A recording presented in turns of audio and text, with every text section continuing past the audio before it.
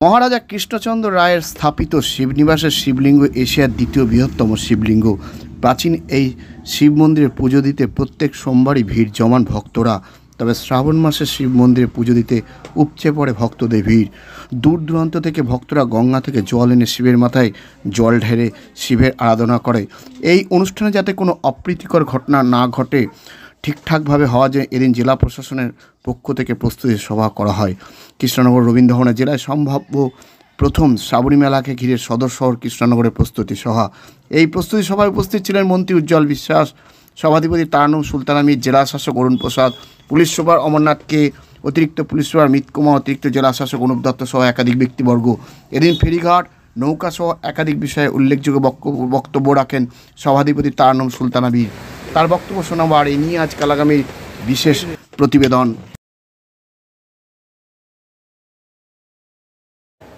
প্রথমত হচ্ছে এখানে ঘাটের কোনো প্রতিনিধি মনে হয় আজকে উপস্থিত হয়নি।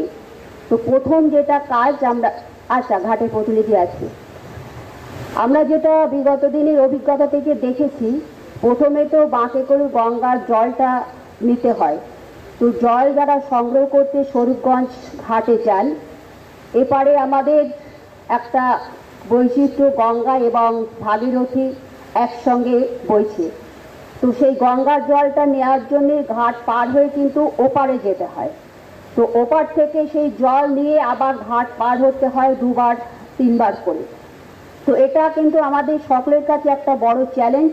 আমি ঘাটে যারা প্রতিনিধি এসছেন তাদের কাছে অনুরোধ রাখব, আপনাদের নৌকা বা জেটিতে যে পরিমাণ পাবলিক নেয়ার ক্যাপাসিটি থাকে আপনারা সেদিকে নজরদারি রাখবেন। আমরা বিগত দিনে দেখেছি যে নৌকায় 200 জন ওঠার ক্যাপাসিটি থাকে, তার থেকে বেশি সংখ্যক উঠে যায়। এখন নদীর জল বাড়ছে, প্রচণ্ড বৃষ্টি হচ্ছে। তো সুতরাং এই দিকটা আপনারা অবশ্যই দায়িত্ব এবং গুরুত্ব সহকারে নজরদারি রাখবেন। নৌকোয় যা যা লাইফ সাপোর্টের জন্য রাখার দরকার সেগুলো সকলে আপনাদের কাছে আসে, সেগুলোকে আপনারা ব্যবহার করবেন এবং যারা নৌকায় উঠবে তাদেরকে আপনারা সেইভাবে কিন্তু সেই বিষয়গুলো জানিয়ে দেবেন। দ্বিতীয় বিষয় হচ্ছে, এটা অত্যন্ত একটা কষ্টের কাজ যারা পুণ্যার্থী আসেন, যে শুধু সেই ঘাট থেকে জল নিয়ে বাঁকে করে আসছে শিবনিবাস পর্যন্ত পৌঁছাবে। তো অতি বৃষ্টির ফলে আমরা দেখতে পাচ্ছি, সে ন্যাশনাল হাইওয়ে হোক বা পিডব্লিউডি রোডস হোক বা জেলা পরিষদ হোক, পঞ্চায়েত হোক বা পঞ্চায়েত সমিতি হোক, প্রত্যেকটা রাস্তার অবস্থা কিন্তু ভীষণভাবে খারাপ। এই রাস্তার এখানে পিডব্লিউডির এক্সিকিউটিভ আছেন, এনএইচএর পিডি আছেন বা আরও যারা এসছেন, সকলের কাছে বলবো একবার আপনারা অন্তত স্বরূপগঞ্জ থেকে কৃষ্ণগঞ্জ পর্যন্ত রাস্তাগুলো পরিদর্শন করুন, যে রাস্তা যার যার আওতায় আসছে। আর একটা কথা আমরা দীর্ঘদিন ধরে বলে আসছি, যে আমাদের রেল ব্রিজের নিচে যে পুরানো এনএইচ যেটা ছিল, ওই জায়গাটা কিন্তু ভীষণভাবে খারাপ। আমরা বারবার জানানো সত্ত্বেও পিডব্লিউডি বলছে ওটা এনএইচের পুরানো রোড, এনএইচ বলছে এখন ওটা আমাদের আন্ডারে নাই। কার আন্ডারে আমাদের সেটা জানার বিষয় নাই। আমরা চাই রাস্তাটার সংস্কার, কারণ ওইটা মেন রাস্তা, ওখান দিয়ে কিন্তু প্রচুর মানুষ আসবে। এটাকে আপনারা ইমিডিয়েটলি কিন্তু রিপেয়ার করার ব্যবস্থা করবেন।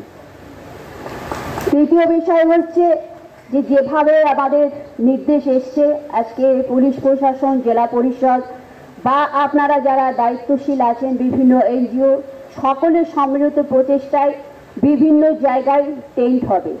তো টেন্টে আমরা দেখেছি বিভিন্ন মানুষ বিভিন্ন রকমভাবে, যারা পুণ্যার্থীরা আসা তাদের জন্য হেল্প করেন, কেউ খাবার দিচ্ছেন, কেউ জল দিচ্ছেন, কেউ মেডিসিন দিচ্ছেন।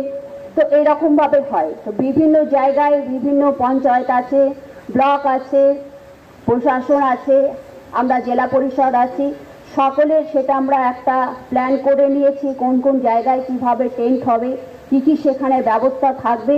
সিএমও স্যার এখানে আছেন, ওনার কাছে আমি অনুরোধ রাখবো যে আমাদের অ্যাম্বুলেন্স কিন্তু রাখতে হবে।